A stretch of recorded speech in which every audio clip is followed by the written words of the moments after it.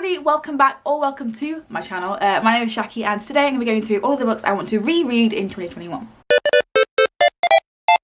If you're new to my channel, then first of all, hello. But also, you won't know that I have been through the massive reading slump of 2020, which I think a lot of people can relate to. You have either excelled in reading this year or your reading has plummeted. There's no like in between. I haven't had the best reading year. I went through a massive reading slump and I have only read 40 books this year, 2020, currently. But I thought I would make a conscious effort to read a lot more things in the new year in 2021. I'm gonna go through my reading plans for some of like the types of books that I would like to read in the new year in a video that's coming very soon, kind of in conjunction with this one I'm filming right now. This one is about the books I want to reread, and the next video I'm gonna be posting is 21 new books that I would like to read in 2021 that I haven't obviously never read before. I am a person who really loves to reread. I don't know why, it just fills me with so much joy, especially when I don't know what to read and the new reading year is coming up, so I'm gonna want to start rereading my faves. So I thought I would share with you today some of the books and book series. There's like a mixture of standalones and series in here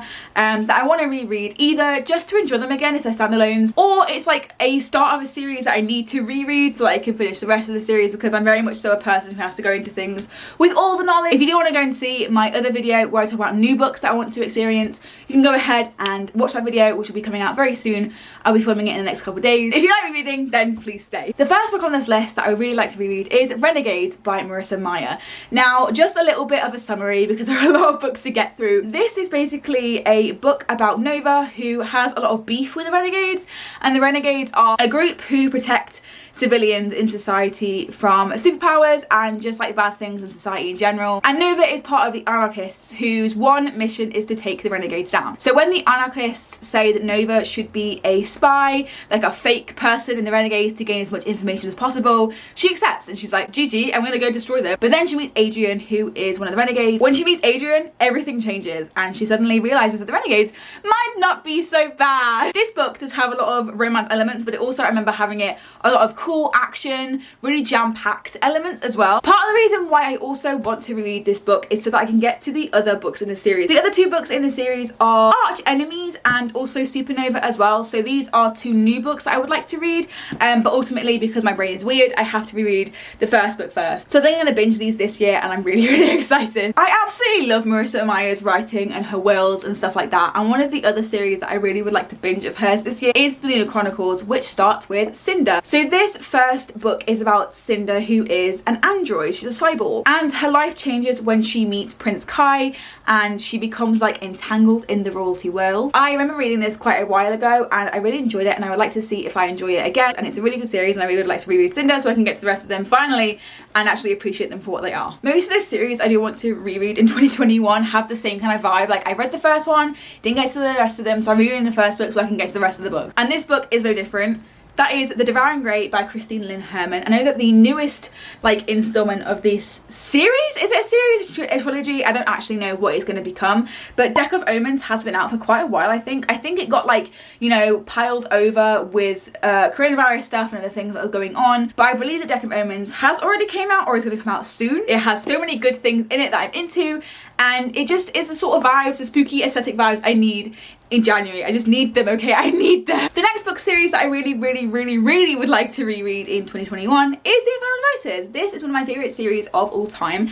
It is a trilogy of books set in the Shadowhunter world, and basically if you live under a rock, then the Shadowhunters are a group of like mystical, angelical beings who protect mundane people, which is basically just everyday regular people like you and me, from demons and from like other supernatural downworlders, stuff like that. And I absolutely love this series. We are following some of like the founders of the Shadowhunter timeline. So we follow Will, Tess and Jem in this really cool like parabatai lovers triangle thing. I would really like to reread the series this year because I don't think I've consumed nearly enough Shadowhunter content this year, and I really like to change that next year. Next we have a series that I love so much, and that is the Arc of Scythe trilogy. The way that Neil Schusterman talks about death, its unexpectedness, the nuances of, you know, being an authoritative figure and all of that good stuff is absolutely incredible. And the stakes just get higher and higher and higher. The plot twists get twistier and twistier and twistier as you go along, and the series is just chef's kiss. Another book that I haven't read for the longest time, literal yonks, is Numbers by Rachel Ward.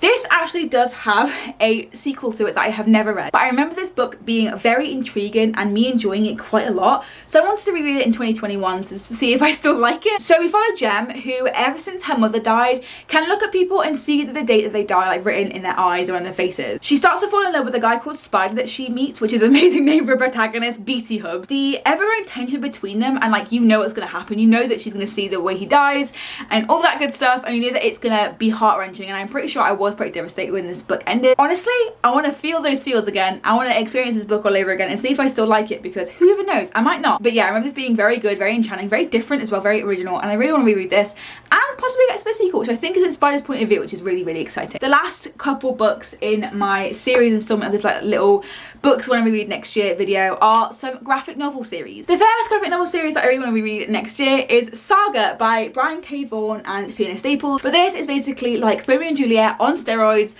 on sex, in space. We follow Marco and Elena, whose species are at war, and when Marco is captured by Elena's species, she is the one to like take care of him in captivity. But it turns out that them two both fall in love while he is in their captivity and while under their like restraints, and they end up having a baby. There are 9 volumes currently, I believe, following Elena and Marco and their baby, and all of the like political stuff that happens when you naturally have a child, and also when you have a child that everyone wants to kill because your species are supposed to be at war. I really like this. I didn't really make the connections between Romeo and Juliet until I really thought about it and thought, you know, they're at war, they don't like each other, they're together, and everyone's going after them because they don't want them to be together and have a baby. I just kind of made that connection on my own, and I'm not sure if this is like an official Romeo and Juliet retelling, but it certainly feels that way to me and I really enjoy it. So I want to reread it in the new year. I talk about this way too much on my channel, but I really do love it. It's amazing. Next up is by far one of the most beautiful graphic novels I have ever had the joy of reading, and that is Paper Girls. This is by Brian K. Vaughan again, Cliff Chang, Matt Wilson, and Jared K. Fletcher. I have read this before, hence why I'll be rereading the series,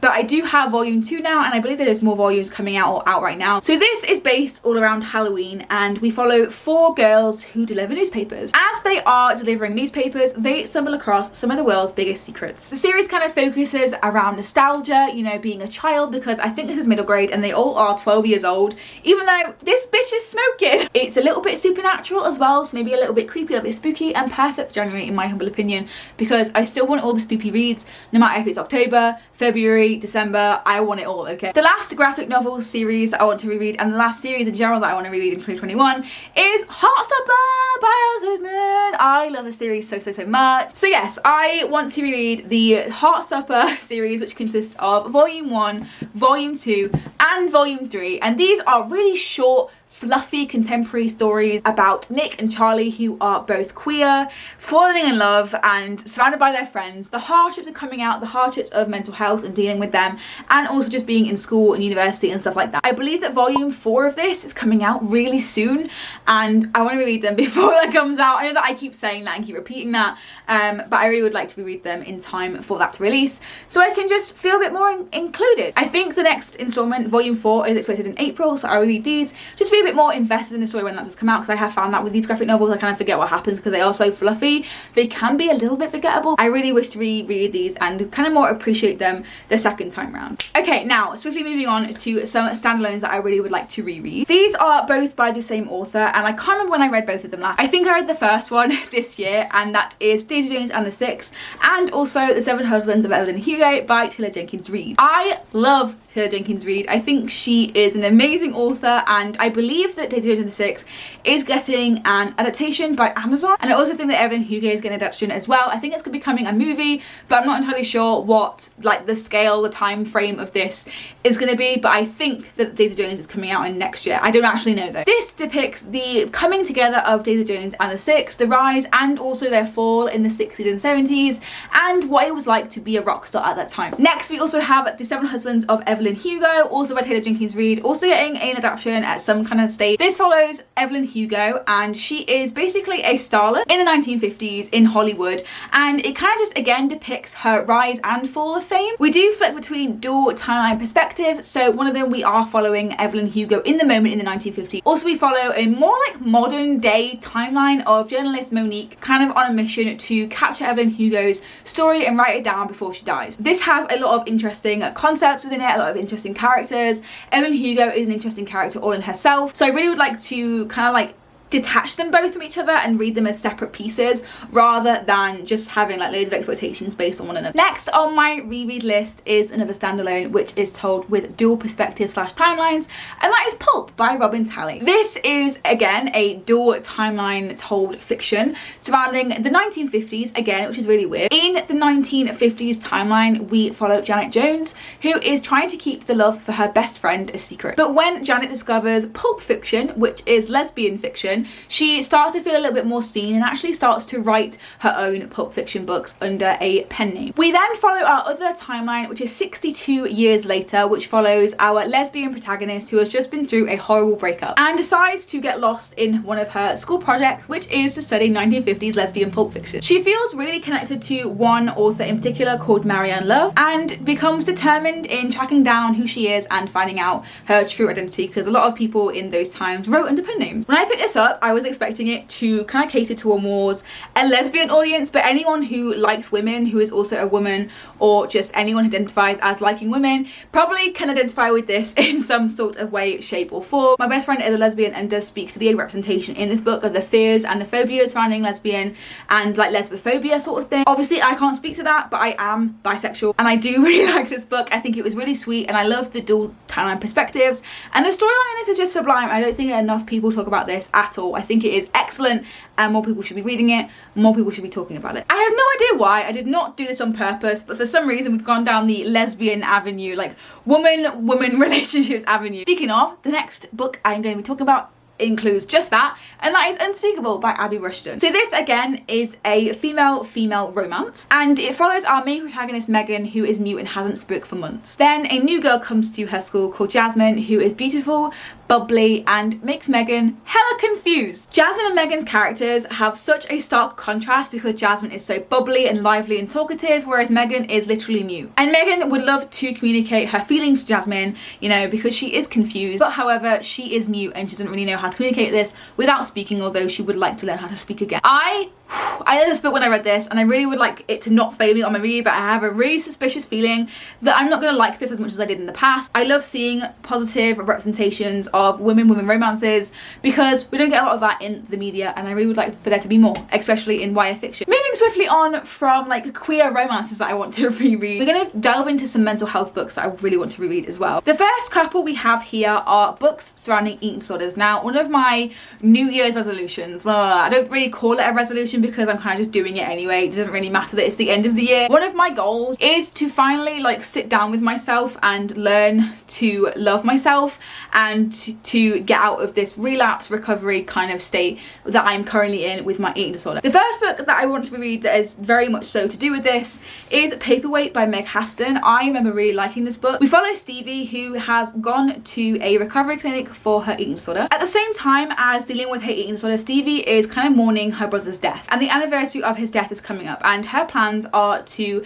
kill herself at the same time as when her brother died. Obviously some really dark themes and dark topics taken on by this book, and for me, I remember when I reread this, it was done very well, and I'm both really excited to reread this and also very like hesitant as well, because I don't want something like this to trigger me and make me even worse than I am. But I think I will get to a point in the year where I can delve into books like this, because I remember reading this at a time where I really needed it last time, and it really helped me. The other book I have that is kind of like fictional depictions of eating disorders is What I Lost by Alexandra Ballard. This is about Elizabeth, and she is also in recovery for eating disorders. She is institutionalized. She has literally lost everything that she knew, her family, her boyfriend, her friends, because of her eating disorder. Elizabeth really does want to get better, and she just wants to go home, so she's kind of going through the motions of going to therapy and hoping that everything will be fine when she goes home. But while she's in therapy, she keeps getting these like secret admirer packages, and for me, when I read this last time, I wasn't really interested interested in like the secret packages bit, but I did get a lot from the eating disorder elements of the story and found it really helpful in my own recovery and my own experiences. So yeah, just 2 books that I really would like to read in the fiction realm of like eating disorders and dealing with them in recovery and stuff like that. There are loads and loads and loads of non-fiction books, self-help books I really would like to read as well that I haven't purchased yet, but I think I might talk about those a little bit more in my next video that I'm filming about the new books that I would like to read. I'm going to mention a few of those as well and see how far I can get, but these 2 are the fiction ones I would like to reread because they really helped me the first time. Next we do have a very similar book but also kind of different, and that is Eliza and Her Monsters by Francesca Zappia. So Eliza and Her Monsters basically follows Lady Constellation, who is Eliza in the real world, and she makes these really famous graphic novel pieces online. I'm pretty sure she moves school, or this boy called Wallace moves to her school. Either way, she meets Wallace, who is a massive fan of her comics without realizing that Eliza is Lady Constellation. But when Eliza's secret is released to the world that she is Lady Constellation, she starts to deal with unreal levels of anxiety. I'm really hoping that I do still like it because I remember it being very cute and very easy to read despite how chunky it kind of is. And yeah, I really like this book and I can't wait to be in the world again. Moving swiftly on, we have another standalone, which I wish was a series, but unfortunately it's not. And that is The Kingdom by Jeff Rothenberg. So we are following The Kingdom, which is basically where happily ever afters go to happen, and to make like the fantasists who live there, who are half android, half human girls, go to make happily ever afters come true. Fantasists who work at the kingdom aren't supposed to feel feelings, and they're supposed to not be very self-aware. They're supposed to be programmed to go about their days wanting to serve people and make their happily ever afters come true. In this very chilling dystopian / utopian story, we follow Anna, who has a massive confession to make, and she is on the trial for murder. Again, cannot wait to read this because I truly love it, and I think that everyone should pick this up and read it because, again, one of the most underrated reads I think I have on my shelves. Next we have 2 John Green books. These said John Green books are Turtles All the Way Down and I said the wrong way, and Looking for Alaska, both obviously by John Green, as I just said. My channel name is actually based on Looking for Alaska. If no one has clicked that yet, then now you probably have. In Turtles All the Way Down, we follow Aza, who is suffering from OCD, and her friend Daisy, who is obsessed with Star Wars, which is great. They meet a friend they used to have in school, and it turns out that his dad has gone missing, and there's a massive reward in finding him and finding out what happened to him. So Daisy and Aza, because they don't really have that much money, they go out seeking this boy's friendship and also seeking out where his dad went and what happens to him, sort of thing. It also talks about, you know, friendship and the imperfections and miscommunications that can sometimes come with natural human connection, and I find that this book is excellent. It is so good. We have Looking for Alaska as well by John Green. This is basically about Pudge, who goes to a boarding school because he wants to seek his great perhaps. He wants something different. He wants to seek life's greater purpose. So he goes to Culver Creek, which is essentially a boarding school which is notoriously known for their pranks. He meets Alaska, the Colonel, Takumi, a big, great, funny, hilarious cast of characters who are kind of formed together like a found family sort of thing because they are living together, and they go through trials and tribulations of what it's like, again, to have natural human connections and the complexities and nuances of teenage friendships and how bad they can go wrong. But yeah, both these books, 2 of my favourites. I would really want to reread them next year because they just fill me with so much joy. Next we have another favourite of mine. I actually first discovered this in its movie form. I analysed it from A-level film and I love the film. I think it's great. I think it's amazing. Obviously the book I'm talking about here is Pan's Labyrinth. This is the special edition that they re-released after the movie was made successful by Guillermo del Toro, who is the director of the movie, and also Cornelia Funke. Basically it's a historical magical realism story about Ophelia, who is kind of mixed between the Civil War in Spain, like that's the real element, but we also find ourselves going with Ophelia and slipping into fairy tales and going into the labyrinth, essentially meeting fauns, meeting toads, and having to do missions. So yeah, as I said, she does meet the faun, and he says that she is the princess of the underworld, and in order to go back to the underworld and escape from the Civil War, basically she has to do 3 tasks in order to prove to him that she is not like the mortals and she can have her rightful place as princess of the underworld. I want to reread Pan's Labyrinth and also rewatch it as well, just because it's one of my favourite stories and it never ever will be anything less than that. So there you go, that is a very long list of things I would like to reread. Thank you so much for watching this video. Please give a massive thumbs up if you enjoyed, and subscribe if you would like to see more of my content. I hope that you have a lovely day wherever you are, enjoy whatever you read, and are productive in anything that you do, and I will see you next time. Goodbye!